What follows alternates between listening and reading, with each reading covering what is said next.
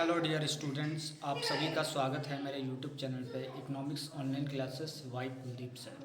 आज जो आपकी वीकली करंट अफेयर्स का एपिसोड फोर्थ पार्ट है ये, तो आज स्टार्ट करते हैं। मैं आशा करता हूँ जो आपकी जो आप पहले से क्लासेस ले रहा हूँ आप उसमें प्रैक्टिस कर रहे होंगे, जिससे कि आगे आप इसको प्रैक्टिस करके आगे भी उसमें ग्रोथ करें।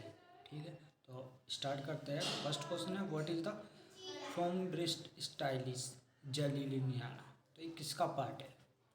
अ new species of bird, a recently discovered grass like plant, a type of fish identified in the Western Ghats, और novel mammal species in the Himalayan region. तो इसका जो राइट आंसर होगा, इसका राइट आंसर ग्रास प्लांट का ही part है, तो इसका राइट आंसर यही होगा। ओके, नेक्स्ट क्वेश्चन चलते हैं। नेक्स्ट क्वेश्चन है, which of the following terms best describe Atal Bihari Vajpayee approach to foreign relation during his tenure as prime minister. तो अटल बिहारी वाजपेयी को हम किस बिहाफ पे हम पार्ट दे सकते हैं? A confrontational, B isolationist, C inclusive, and D apathetic. तो इसका जो राइट ऑप्शन होगा वो एक इंक्लूसिव पार्ट है इनका। ये इन्होंने अपनी लाइफ में इंक्लूसिव पार्ट करा है, तो एक तरह से ये इंक्लूसिव पार्ट में आते हैं। ओके, नेक्स्ट क्वेश्चन चलते हैं। नेक्स्ट क्वेश्चन है, what era did megalodon belongs to. Megalodon किससे रिलेटेड है, किससे रिलेट करती है, बिलोंग करती है? जुरासिक से, ट्रियासिक से, माइसोसीन एंड लियोसीन, एंड डी क्रेटेशियस। तो इसका जो राइट ऑप्शन होगा, ये जो अभी मेगालोडॉन जो बिलोंग करती है, जो फिशेस है बड़ी, ये पार्ट ऑफ द फिशेस, तो ये जो बिलोंग करती है वो माइसोसीन एंड लियोसीन से रिलेटेड है। इसका जो राइट ऑप्शन होगा वो सी पार्ट होगा। तो नेक्स्ट क्वेश्चन देखते हैं। नेक्स्ट क्वेश्चन है, वाई इज पेंटुआ टेग्रोई significant in the realm of agriculture. पेंटुआ सिग्रोम जो is a part of agriculture, तो किससे रिलेटेड है ये, सिग्निफिकेंट क्या है इसका?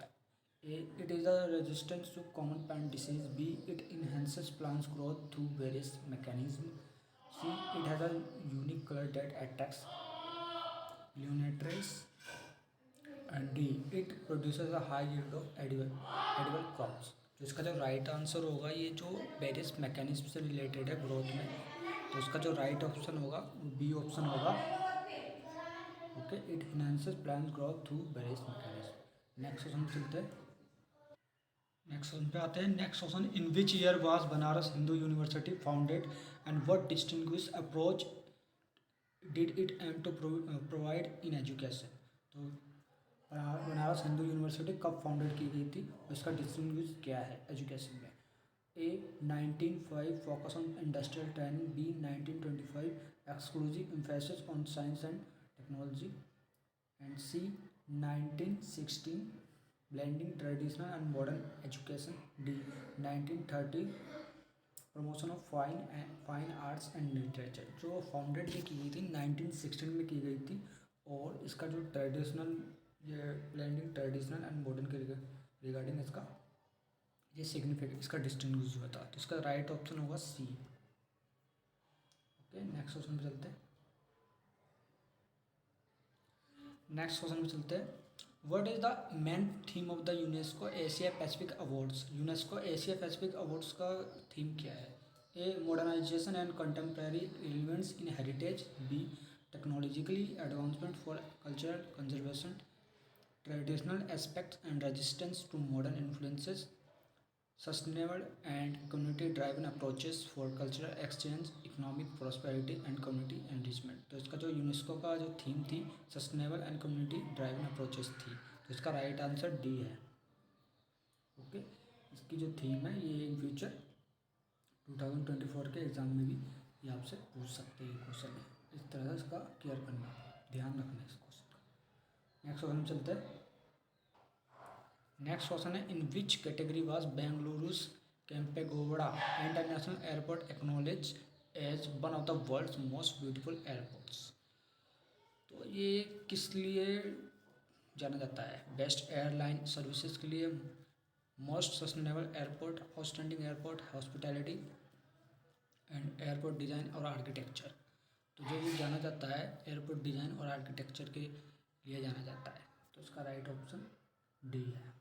ओके, नेक्स्ट क्वेश्चन चलते हैं। नेक्स्ट क्वेश्चन है, which of the flowing sector does the fam scheme primarily target for transportation. तो ट्रांसपोर्टेशन के लिए कौन सा सेक्टर्स में से जाना जाता है फैम के लिए? Agriculture, information technology, transportation and education. तो इसमें से जो राइट ऑप्शन होगा ट्रांसपोर्टेशन से रिलेटेड है, तो इसका जो राइट ऑप्शन ट्रांसपोर्टेशन है। ठीक है, नेक्स्ट क्वेश्चन में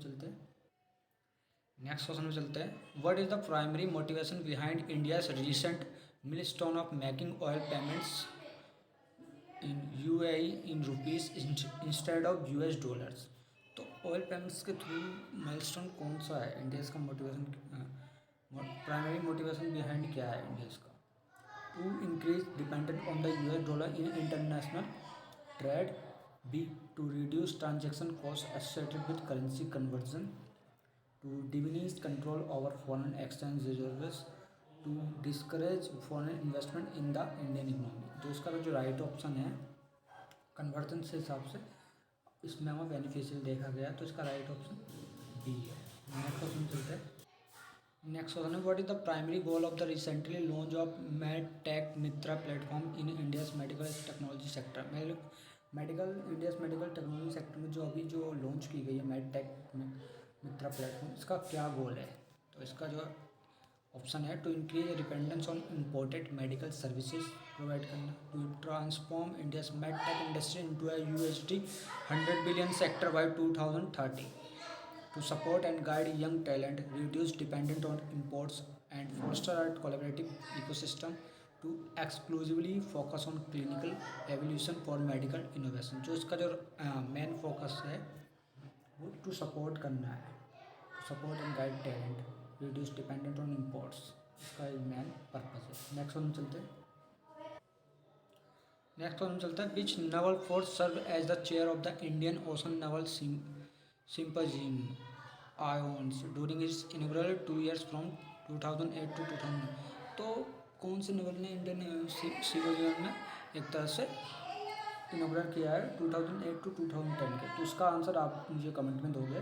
इसका ऑप्शन में आपको पता होता है, United States Navy, B China's Navy, C Indian Navy और डी रॉयल नेवी। तो इसका आंसर आप मुझे कमेंट में दोगे, ये आपके लिए होमवर्क है। एक तरह से आपके लिए होमवर्क भी होना चाहिए, आप भी वर्क करो इस पर, खोजो, आपके लिए बेनिफिशियल रहेगा ना ये।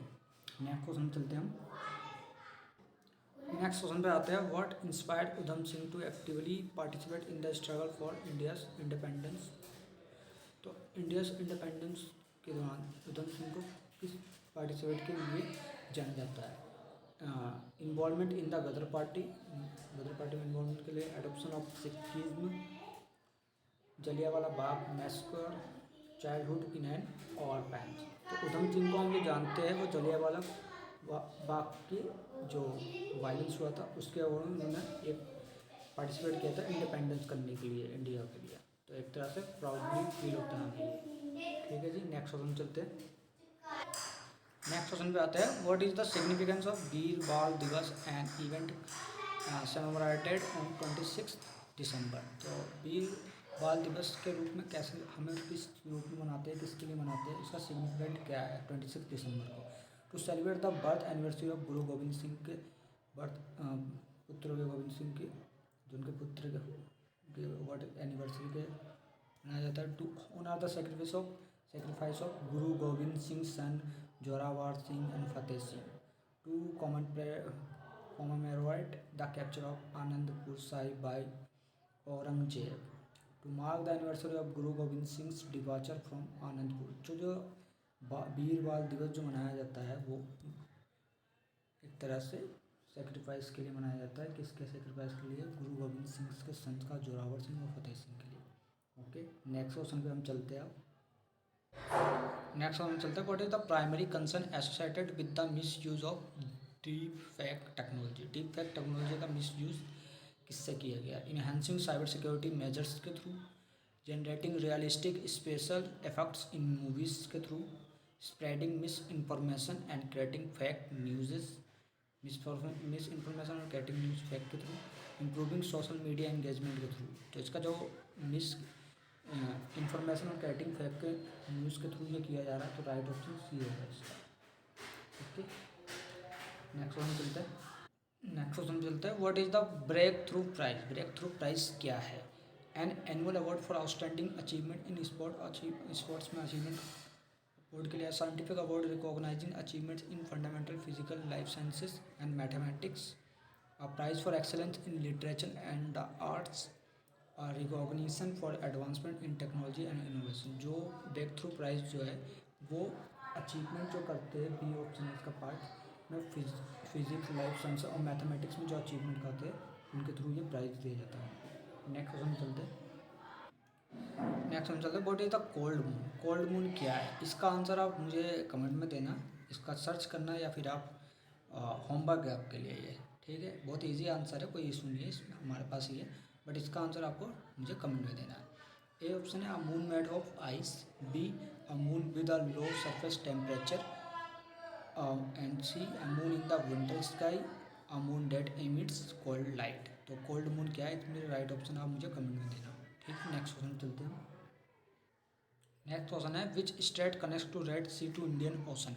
Indian Ocean Red Sea Indian Ocean से किस तरह से कनेक्ट है, किससे कनेक्ट है? मलक्का स्टेट से कनेक्ट है, स्टेट ऑफ गिब्राल्टर से कनेक्ट है, वावेल एंड मंडेव स्टेट से कनेक्ट है, या ब्रिंग स्टेट से कनेक्ट है? तो इसका जो राइट ऑप्शन है वो सी है, बेवेल एंड मंडेव स्टेट से कनेक्ट है। ओके, नेक्स्ट क्वेश्चन चलते हैं। नेक्स्ट क्वेश्चन पे आते हैं, what was the catalyst for designating December 27 as the international day of epidemic preparedness? तो कैटलिस्ट क्या है 27 दिसंबर को मनाने का international day? Historical event in global health, the conclusion of the कोविड-19 pandemic, resolution passed by the United Nations General Assembly on December 7, 2020, a recommendation from the World Health Organization। तो इसका जो राइट ऑप्शन है वो एक तरह से historical event हुआ था ये इन ग्लोबल हेल्थ में, हिस्ट्रिकल इवेंट हुआ है ये याद रहेगा सबको, क्योंकि बहुत ज़्यादा इससे पेंडेमिक हुआ है। नेक्स्ट वन चलते हैं। नेक्स्ट वन पे आता है, what key improvements differentiate the Visakhapatnam class destroyers P-15B from its predecessor to Kolkata class? तो इसका जो इनहेंस सोलर कैपेबिलिटीज़ के थ्रू ये किया गया था, इंक्रीज स्पीड एंड एजिलिटी के थ्रू किया गया है, improve features of stealth automation and ordnance, और लार्जर क्रेक कैपेसिटी के थ्रू ये ऑप्शन है इसमें। तो इसको जो डिस्ट्रॉयर है इसको डिस्ट्रॉयर जो किया गया था, improve features of stealth automation and ordnance के थ्रू किया गया था, तो इसका जो राइट ऑप्शन होगा वो सी ऑप्शन होगा इसका, ठीक है। नेक्स्ट ऑप्शन चलते हैं। लास्ट क्वेश्चन है, what is the primary reason behind the term rare earth for this elements? A limited industrial application, scarcity in the earth's crust, historical difficulty in isolation, and D exclusive biological function. जो ये rare earth में elements में changes आ रहे हैं, तो इसको हम जो कहेंगे, इसका जो राइट ऑप्शन होगा बी होगा, scarcity in the earth's crust में चेंजेस आ रहे हैं, ठीक है। तो आपकी ये क्लास अभी यहीं ओवर होती है, और मैं आशा करता हूँ कि आपकी ये क्लास है कॉन्टीन्यूसली चलेगी, आपके लिए बेनिफिशियल भी रहेगा, और इन फ्यूचर मैं जो मेरी NCERT की जो आगे जो मैं वो कर रहा था वो भी स्टार्ट करूँगा धीरे धीरे, जिससे आपके करंट अफेयर्स के साथ आप NCERT की बुक्स का भी आप रिवीजन कर सकते हो, और इन फ्यूचर जो भी पेपर्स में आता है आप उसको यूज़ कर सकते हो। और मैं यही आशा करूँगा कि आप इस जो मैं आपको गाइड कर रहा हूँ इसको आप इन क्वेश्चंस को यूज़ करो, आगे फ्यूचर में ये भी काम आएंगे, एक तरह से न्यूज़ में भी रहेगा। न्यूज़पेपर से कोई ज़्यादा इफेक्ट नहीं होता है, इसको अगर आप पढ़ते हो, वीकली में पढ़ते हो, तो आपके लिए एक हैबिट बन जाएगी, और आप न्यू क्वेश्चंस को अपने माइंड में रिकैप कर सकते हो, इससे आगे आपके लिए बेनिफिशियल रहेगा। तो आशा करता हूँ ये आपके लिए बहुत अच्छी लगी हो वीडियो। अच्छा, और जो भी इंक्वायरी होती है कोई भी, आप मुझे कमेंट में डाल सकते हो, मैं उसका एज सुन एज पॉसिबल जितना हो सकता है उसका आंसर मैं दूँगा, ठीक है। थैंक यू सो मच आप सभी का।